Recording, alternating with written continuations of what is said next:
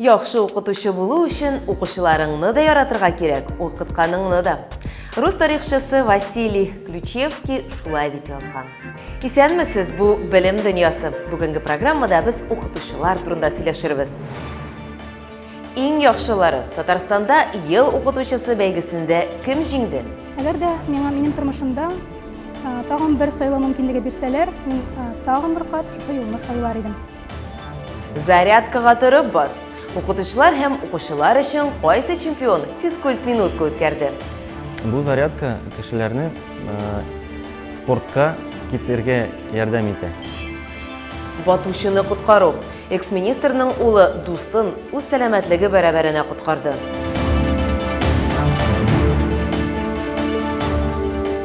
Татарстанның 150 педагогы ел укытучысы республика бәйгесендә катнашты.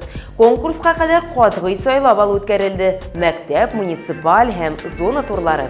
Аннары ярым финал, финал һәм ниһаять 2021 елның иң яхшы укытучысы исеме аталды.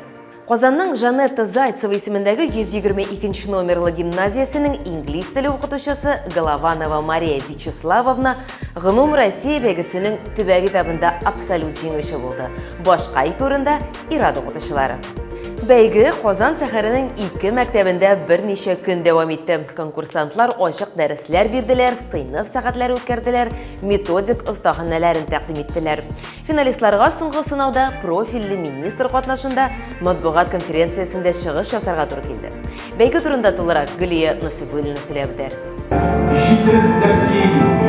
Заманадан калышмаска йөгерәсең, меңдә бер сорауга җавап табып, һәр балага сеңдереп бирәсең.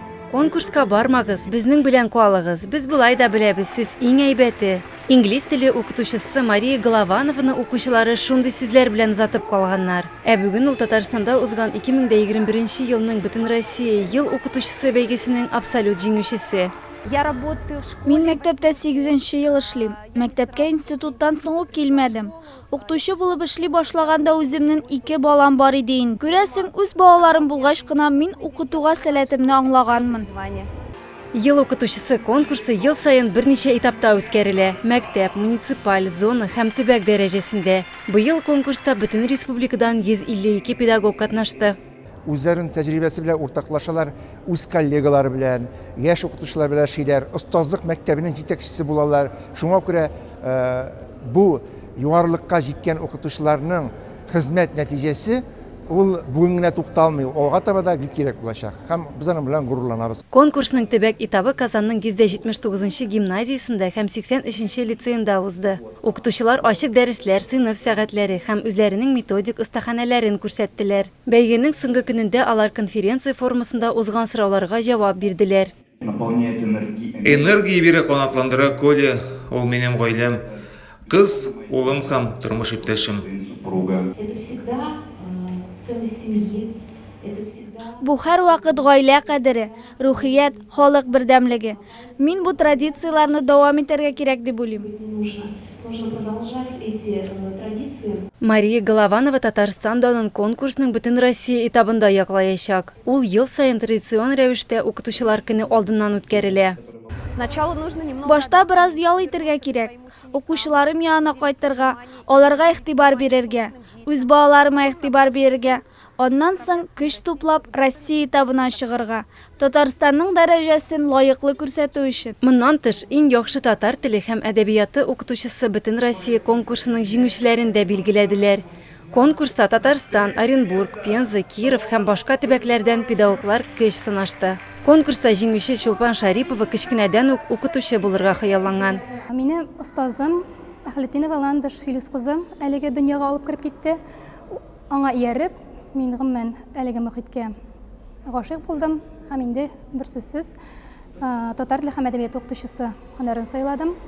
Әгәр дә минем тормышымда тагын бер сайлау мөмкинлеге бирсәләр, мин тагын бер кат шушы юлны сайлар идем.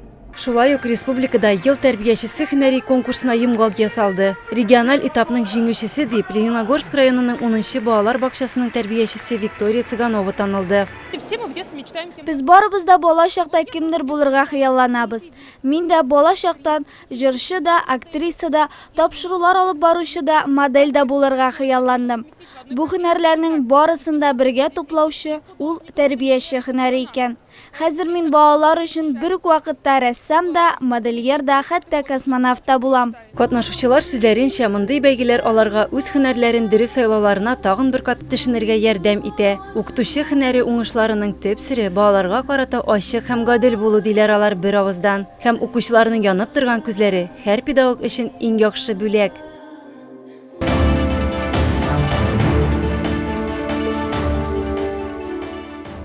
Татарстанда укытучылар зарядкасы узды. Аңа яшь педагоглар, студентлар, өлкән сыйныф укучылары кушылды. Физкульт минутны Мәгариф һәм фән хезмәткәре профсоюзының республика комитеты оештырды. Акция Казанның 96-нчы гимназиясендә үткәрелде. Шулай итеп, Татарстан бөтен Россия сәламәтлек эстафетасына кушылды. Республиканың барлык мәктәпләрендә диярлек укытучылар яхшы кәефкә берничә минут багышлады. Республика зарядкасын 3 тапкыр дөнья чемпионы, кикбоксинг буенча күп тапкырлар Европа, Россия турнирларында җиңүче, атказанган спорт мастеры Илназ Сәйфуллин үткәрде. Яхшы физик форманы саклап калу серләре белән ул Надия Кадырова белән ортаклашты.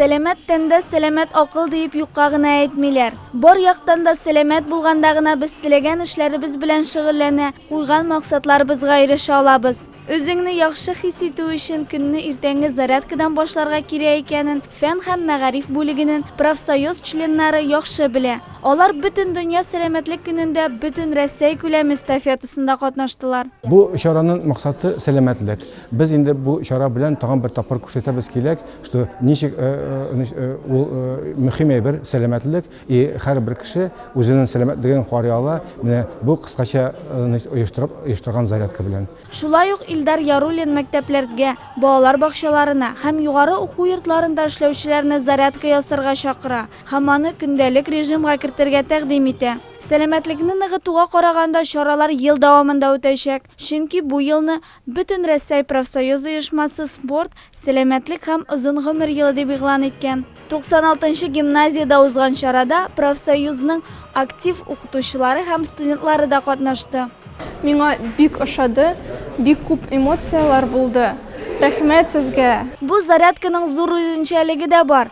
Аны Россиянең атказанган спорт остасы, кикбоксинг буенча 3 тапкыр дөнья һәм 4 тапкыр Европа чемпионы булган Илназ Сәйфуллин үткәрде. Профсоюз члены, Идел буй академиясе укытучысы да булган спорт остасы үзеңне яхшы физик формада тоту өчен көненә 10 минут зарядка эшләүдә җитә дип саный.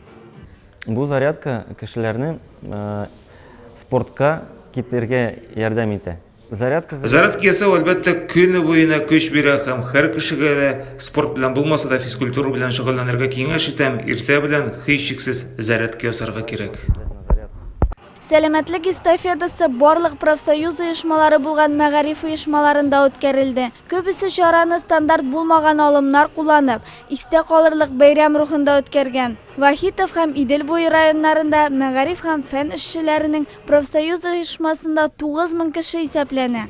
Аларның җитәкчеләре дә бу эстафетада актив катнашты, чөнки ул үрнәк башлап йөрүче кеше. Үзегез беләсез, сәламәтлек кирәк бөтен кешегә. Күбесе безнең инде укытучылар, тәрбиячеләр, алар эшләр балалар белән. Без балаларга күрсәтергә кирәк. Безнең бүгенге көнгә безнең алга барырга кирәк хәл. Безгә кирәк балалар белән элемтәгә керергә, балаларга күрсәтергә дөрес юлларны. Сәламәтлек. Бу чара профсоюз оешмаларында яңа сәламәтләнү традициясе буларак дәвам ителсә, һәр кешегә зур файда булыр иде.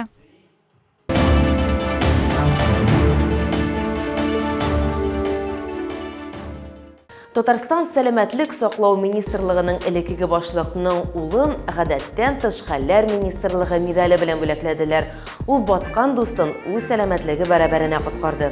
Бу хәл турында һәм дә мәгариф һәм болашак дөньясында булган башка вакыйгалар турында Нияз Рахман автор сәхифәсендә сөйләп үтәр.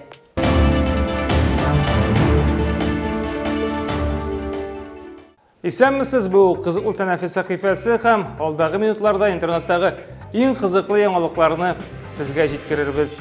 Дустын коткарам дип инвалид кала 2019 елның июнь айында Мәскәү өлкәсендә 14 яшьлек Нурислам Вафин күлдә 9 яшьлек Сәйит исемле дустын коткара. Сүз уңаеннан ул элекеге Татарстанның сәламәтлек саклау министры Гадел Вафинның улы Сәйит махсус йөзү тактасыннан суга төшеп киткән. Аны коткарган Нурислам ташлана һәм ярдәмгә җирдә сак хезмәте вәкиле килгәнче су өстендә тутып тора. Тик аннары үзе дә су төбенә китә. Нәтиҗәдә коткаручылар аны бары тик 6 минуттан соң гына таба. Ярты сәгать яр буенда ярдәм күрсәтәләр. 2 атнага якын Нурислам комада ята. 2 ел дәвамында ул яңадан йөрергә өйрәнә. Суга батучыны коткарган өчен аңа медаль тапшырганда бөтен мәктәп басып кул чаба. Афәрин Нурислам, чын герой. Не каждый взрослый в такой ситуации сможет проявить себя и, наверное, поставить свою жизнь не на первое место, а на второе.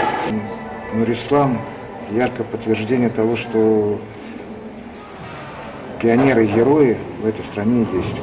Әмне тагын бер герой Чиләбе шәһәрендә яши, 8 яшьлек Саша хакында. Ул 100 килограмм шешә бөкеләре җыя, хыялы яңа уенчы калы була. Әтисе моңа шул бөкеләрне җыеп ирешергә тәкъдим итә. 1 ел эчендә ул 1 центнерга якын җыела. Инде уенчы калам дигәндә генә Саша 10 яшьлек Ангелина хакында ишетә. Баксан кычкычкынадан ДЦП белән авырый икән. Аңа йөрү өчен, җайланма алу өчен акча җыялар. Шулай туры килгән ки, җыен нәкъ менә шешә бөкеләре белән башкарыла. Саша озак уйлап тормый, үз өлешен кертә. Уенчык түгел, Ангелинаның сәламәтлеге мөһимрәк тималай. Игрушку мы можем в следующий раз купить. Ей неудобно ходить, ей нужна инвалидная коляска, ходунки. И то, что у нее не очень хорошо выходит говорить еще. Даша Лыкова шулай коткаручы 16 яшьлек кызчык уникаль проект булдыра һәм Волчанка дигән авылны һәм анда яшәүче халыкны юкка чыгудан коткармакчы. Әлеге авыл Норильскидан 400 чакрым ераклыкта урнашкан, анда хәзер нибары 600 кеше яши. Әле күптән түгел генә халык саны 1700 тирәсе була.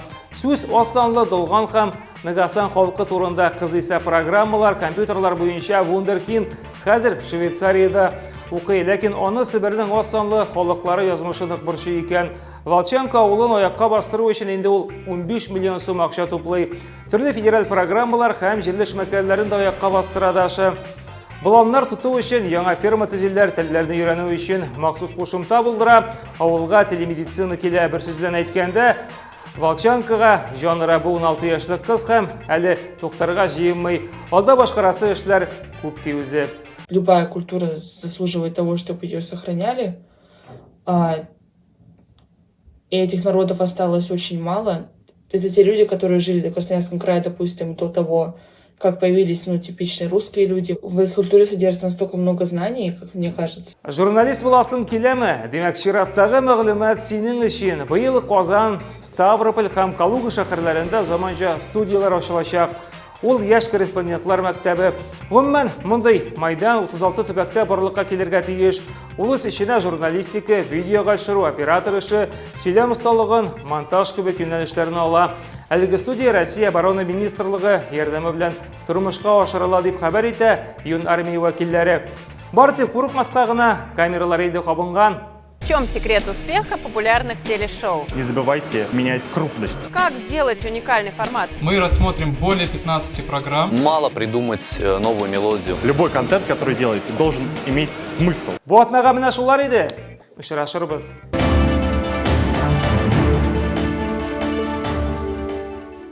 Сезнең дә кызыклы яңалыкларыгыз бармы? Социаль челтәрләрдәге аккаунтларыбызга кереп комментарийлар калдыра аласыз. Инглиз шахматчысы Уильям Уортның сүзләрен хәтерләп калыгыз. Арадашы укытучы сөйли генә, яхшы укытучы аңлата белә, күренекле укытучы күрсәтә, бөек укытучы исә рухландыра. Укучыларыгыз өчен рухландыргыч булыгыз. Сау булыгыз.